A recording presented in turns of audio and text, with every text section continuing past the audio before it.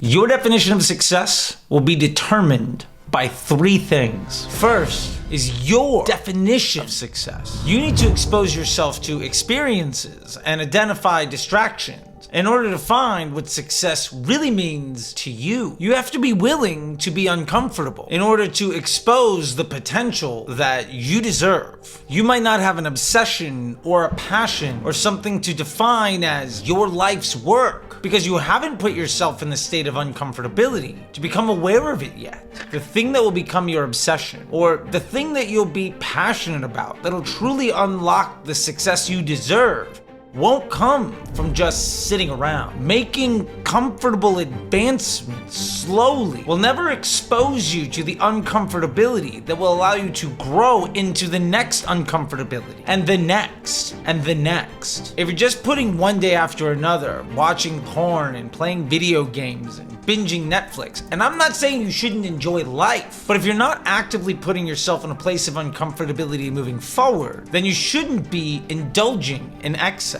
Because you don't know what you don't know. And you've only ever been exposed to what's comfortable for you. There's a part of our brain that keeps us safe and in routine and protects us by keeping us comfortable. But it also holds us back and shields us from our potential. So to overcome this and actually start making meaningful progress, we have to adopt the problem solver mindset. This is what every single successful person does. If you study really successful people, they all obsess over problem solving the uncomfortable so they can tap into the potential that lies beyond that. You can start by trying to solve the biggest problem in your day. What is something that you said you could never do? Or something that you have to deal with? Instead of indulging in life and playing the victim, you could dedicate yourself to solving that one big problem and take a big leap forward. The honest truth is that your biggest definition of success today is far less than you're actually worth. And what separates the most successful people from the people with the most excuses is the bravery to solve their biggest problems first and be uncomfortable. When I first got sober, my biggest goal was to get a job that paid well enough that my parents didn't have to pay my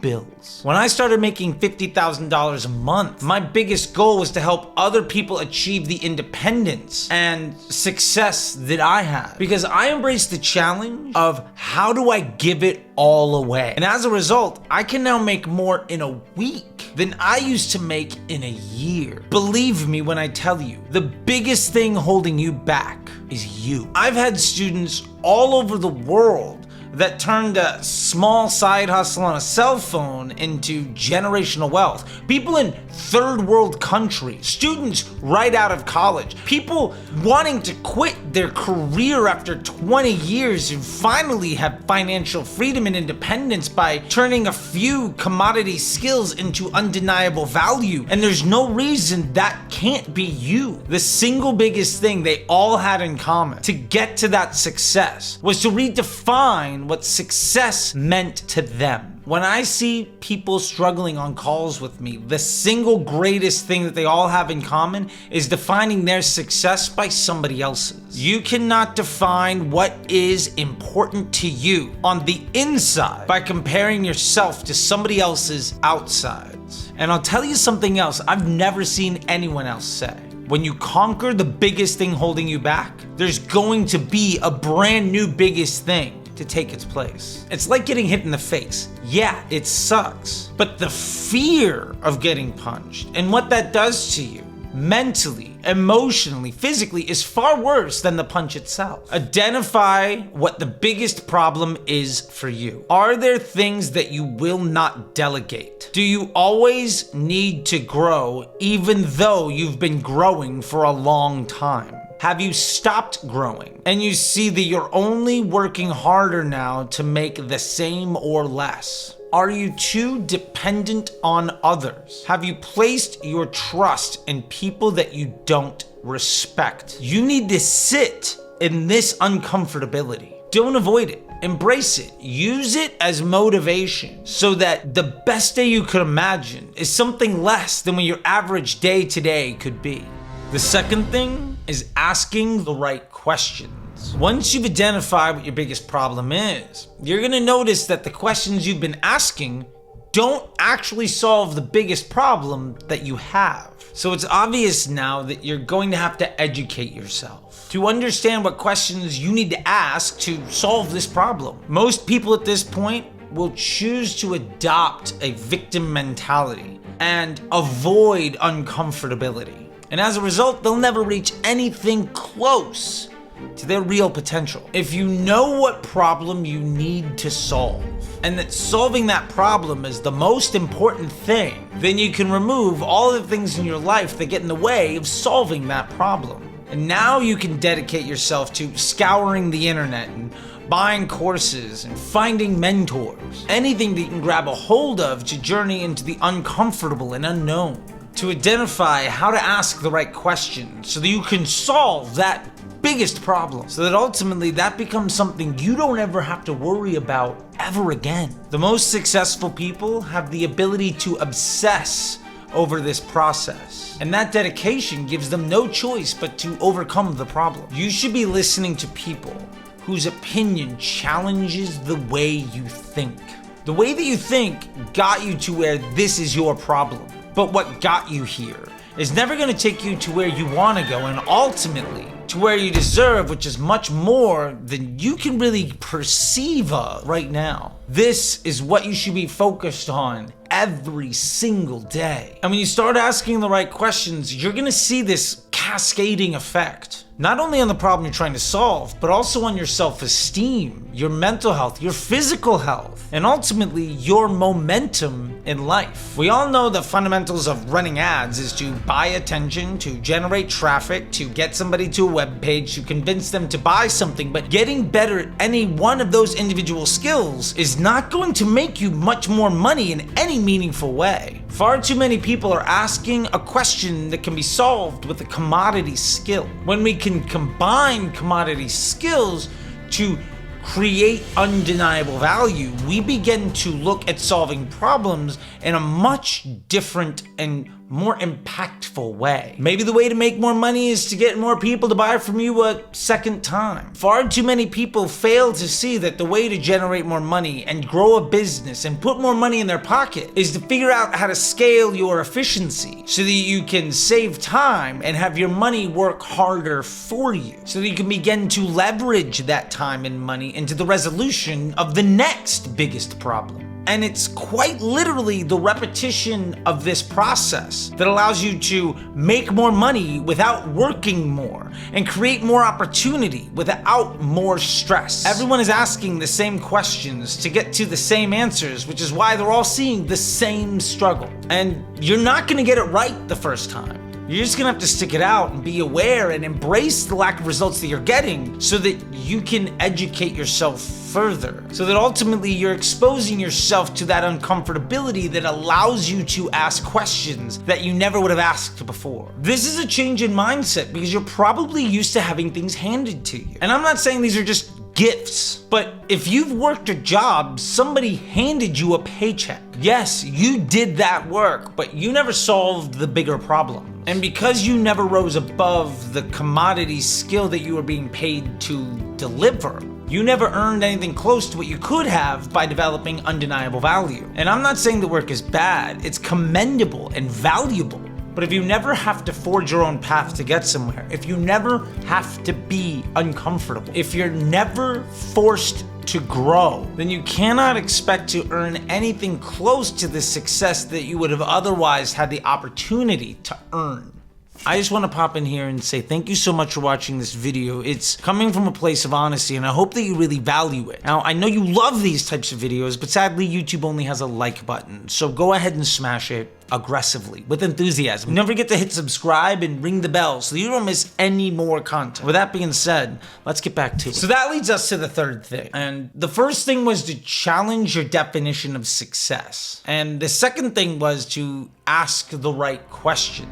And the third thing is to value the right information and metric. We just talked about asking the right questions, but if you value the wrong information, you place the wrong value on the wrong metrics. Valuing the right data is greater than asking the right question. Now, I know he just said your success is determined by asking the right questions, but if we don't know what information is important, we can never achieve the success we deserve, because we don't always want to rely on being purely inquisitive. We need to understand what information has value. There's the Greek tale of Sisyphus, who constantly had to push a rock up a hill. Success for Sisyphus may have been to get that rock to the top, but it would never get there. Sisyphus could have asked the question, how do I get the rock to stay? But perhaps the more important question should have been, why must I do this? That information is infinitely more valuable than how do I get the rock to stay. Oftentimes what feels like progress looks far more like swimming in circles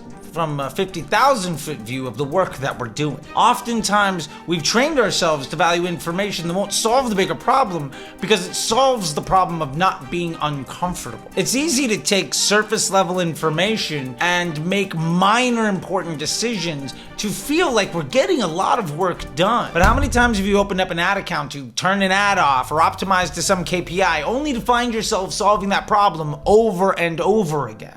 How many times have you asked yourself, why do I have to keep doing this? How many times have you solved the problem just to have to solve it again? This is a great opportunity for us to ask what information is actually valuable, because we've been valuing the wrong information and asking the wrong question, because our definition of success was solving the problem in front of us. As a result, we're just solving the same problem over and over again, pushing that rock up the hill day after day, swimming in circles and never getting anywhere. If the questions that you ask are giving you enough information to get you back to the beginning of the maze so that you have to solve the problem over and over again, that is a sign that the information that you are valuing doesn't solve the bigger problem. I see so many people lose clients because they've solved the problem of improving ROAS or adding spend to revenue. But we have to remember that so often our definition of success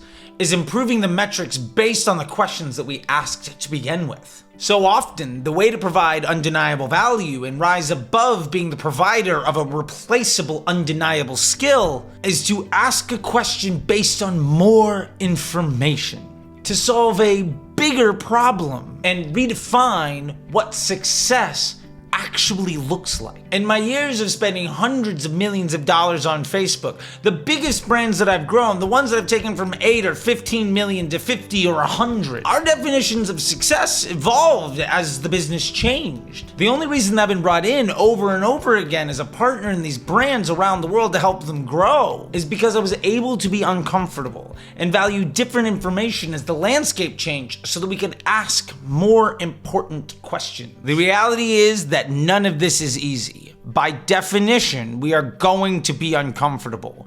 This is going to be difficult. And to hold the expectation that this is going to be easy because somebody on Twitter or YouTube said so, without taking into context the years of the repetition of this process that got them to that place, is extraordinarily unrealistic. Real masters can make the difficult and complicated look easy. We've all seen true artists in their work in a way that just flows. But all of that takes time and dedication and the obsession of solving bigger problems. The honest truth is that no matter how big the problem is, no matter how daunting the feat may seem to be, history has shown millennium after millennium that as soon as somebody does something, as soon as the impossible becomes possible, the level of dedication and work it takes to accomplish that task becomes less and less. My favorite example of this is a story of a Greek soldier. In 1490 BC, during the first Persian invasion of Greece, the Athenians famously defeated the Persian army while wildly outnumbered, and a single soldier ran from the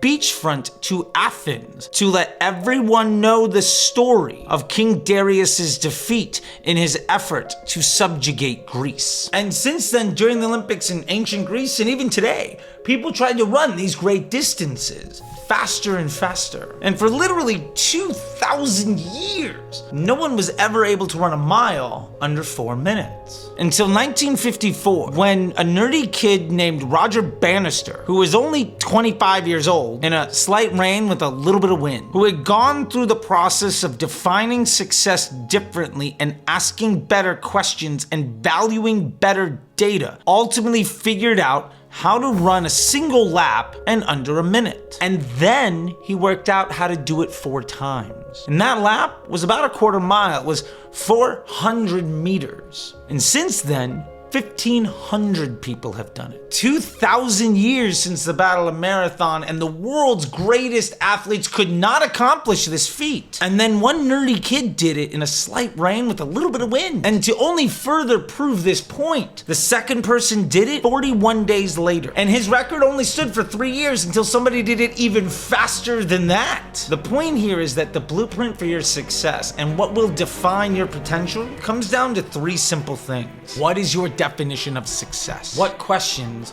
are you asking? And what information do you hold is valuable? Now, there's a lot of information out there, and I said today, take a look at courses and take a look to find mentors. And if you value my information and you want to learn more, down below in the description, you'll find a link to join Disruptor School or the Facebook Ads MBA program, or for free, you can just sign up for the newsletter. And if you want one-on-one time with me, there's a link for that too. I mentioned how I have calls like that every single week and the problems that I work through with people. And I just want to say, I know you could be literally anywhere on the internet right now, but you've chosen to be here, and for that I want to say thank you. My biggest goal is to pass on what I've learned. I want to give it all away, because the more I can give it, the more I will get.